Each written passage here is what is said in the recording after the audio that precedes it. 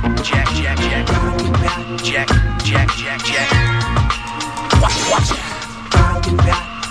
Jack, Jack, Jack,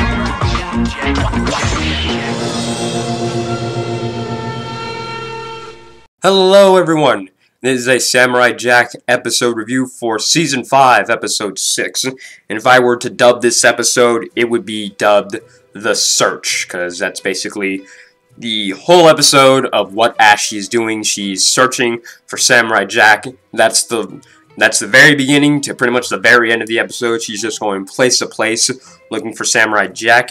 But within this case, when she's going place to place, she is meeting up with a lot of people that have, met and interacted with Jack in the earlier episodes and seasons and everything like that. You see the Woolies within like the first minute or two of the episodes, like, oh yeah, Jack's our hero, he's like our best friend and everything, he gave us life and new meaning. And then she meets the Archers, guys that Jack more or less defeated and freed. He had the ability to go back in time, or he had the chance to, but he said, nah, I gotta destroy this evil that did this to you guys, so no one else has to do this, or anyone else has to, like, suffer like you guys did. And he did it out of a very selfless act, and now they have, like, their own little village and stuff, and they have a statue of him and everything, and Ashi is, like, truly understanding the truth of the world. It's at first it was, it was all flipped and stuff. It was like Aku is the savior and the samurai is evil, but now within this episode of just meeting everyone, and everyone pretty much just saying, oh yeah, Jack is our hero, Jack's like a really cool and badass guy and everything like that. It's now, flipped to the right way basically. Jack is the hero and Aku is just evil, basically. He is just pure evil. He just does whatever he wants to just because he's pretty much bored. Next place she goes to, one of my favorite episodes from the earlier seasons, the Rave, that's what it's called, where Jack meets up with teenagers, or like he frees teenagers from this evil DJ that worked for Aku, and one of the kids even from that episode is now the DJ of that place, and they even have their own little S symbol that represents Jack, like, Samurai Jack, so S for Samurai, and then Ashi does, I don't even know what you would exactly call it, but, Jack's signature dance within that episode. They do that, and, she carries on. She finally goes to the bar where Jack met the Sam-moo-rai, the guy that was who talked big and all that stuff, but he was actually kind of meh. He was just, he was the guy that talked a bit, basically, and he couldn't do anything to defend himself. And he said, oh yeah, I met Jack. I was the baddest guy in town until this dude showed along, and then he put me in my place. Now I'm working at this bar, and people are thinking, that wasn't so bad, dude. Yeah, well, it was bad for me. And then you got, like, the biggest and toughest dudes around her saying, like, yeah, Jack, he beat me, like, to no sense. These bandages, these band-aids are literally holding me together and stuff because of him. He's the baddest dude in town. I wouldn't mess with him. So, yeah, Jack is being praised. He's just this hero, a badass to everybody and everything. And Ashi finally meets up with Jack, and I guess it kind of goes along with the theory that I did a while back, of that Horseman being the Grim Reaper. I don't exactly know if he would still be counted as it, but he's basically a guy that talks Jack into committing suicide, of like, you either, kill yourself now and let all the guilt be free, or you don't, or live an eternity of shame and guilt because you couldn't do your job right, and you've dishonored pretty much everyone you know. So, yeah, Ashi stops that, Jack is free, and the samurai ghost man is now gone forever, basically. And kind of goes with the fact that, it wasn't just Jack seeing him exactly. Anyone could see him, but, Jack was the only one who exactly noticed him. Or I'm guessing within that area, he's visible to everybody.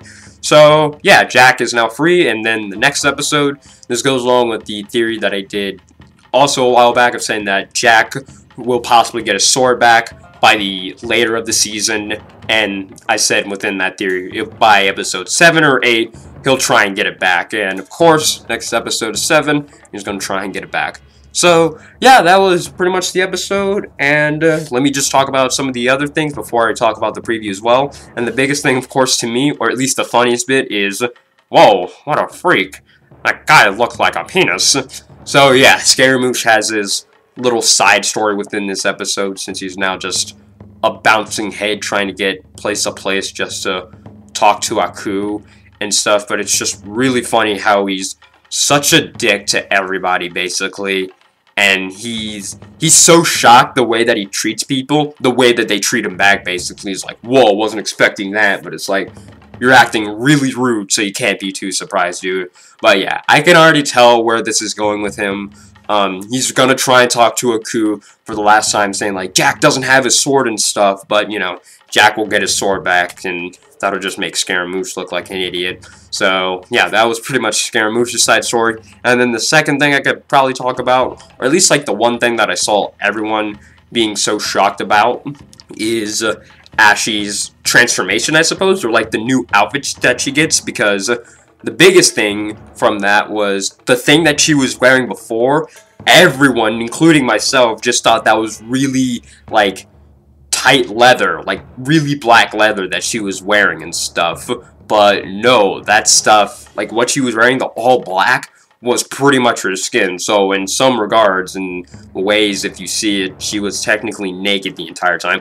All 7 of the daughters were, and that's what she was doing within the little pond. She was trying to get off all the scars, the burn scars from that, since she was a child, basically. So yeah, that's pretty dark, actually. I didn't know that's what it was. Let's all be real here. We all thought it was just really black leather. It would make sense and stuff, but no, they were pretty much doing this job like naked and stuff, but you know, we couldn't exactly see it. It's like the newest form of a sensor bar, basically.